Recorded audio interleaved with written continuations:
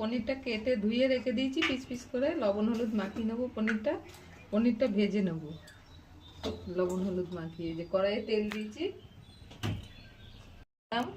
সাদা তিল, এই 4টে শুকনো লঙ্কা, লঙ্কাটা আপনাদের পরিমাণ বুঝে দেবেন, আর একটু আদা, আর এখানে গরম মশলা আছে, গোটা গরম মশলা, এটাও বেটে নেবো। এই টক দই রেখেছি, ক্যাপসিকাম কেটে রেখেছি, আলু কেটে রেখেছি, একটা টমেটো, এটা পেস্ট করব মশলার সাথে।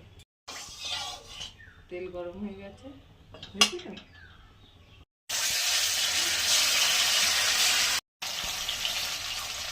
এবার পনিরের মধ্যে একটু গরম জল দিয়ে দেবো। গরম জল করে নিয়েছি। গরম জলটা দিলে নরম হবে পনিরগুলো। এবার আলুগুলো ভেজে নেবো, ক্যাপসিকাম ভেজে নেবো। তুলে নিচ্ছি, এবার ক্যাপসিকাম গুলো ভেজে নেবো। আলুটা একটু লবণ হলুদ দিয়ে নিচ্ছি, তুলে নিচ্ছি।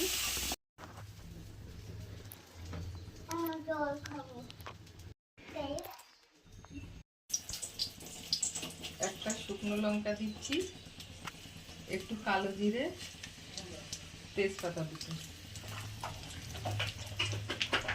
আর তেল দেবো না, কিন্তু একটু তেলেই হয়ে যাবে বলে তেলটা কম দিলাম।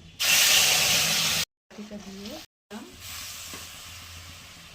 হলুদ দিলাম,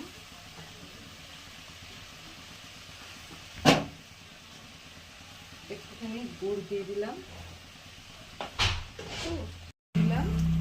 একটু ভালো করে ফাটিয়ে নেব, একটু কষাবো।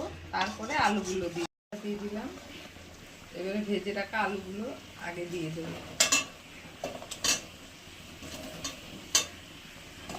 এটা আমি একটু কষিয়ে নেব।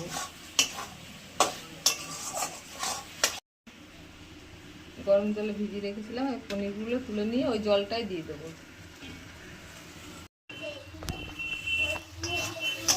ভেজে রেখেছিলাম ক্যাপসিকামগুলো,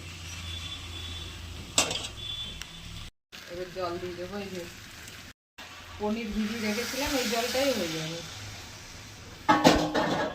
ঝোলটা ফুটলেই তারপরে পনিরগুলো দেবো। এবারে পনিরগুলো দিয়ে দিচ্ছি।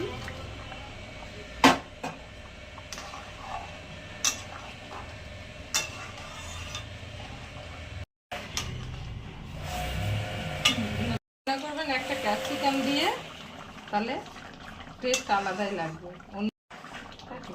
পনির নামিয়ে দিচ্ছি, আলু ক্যাপসিকাম দিয়ে নিরামিষ পনির, কারণ পরে টেনে যাবে ঝোলটা।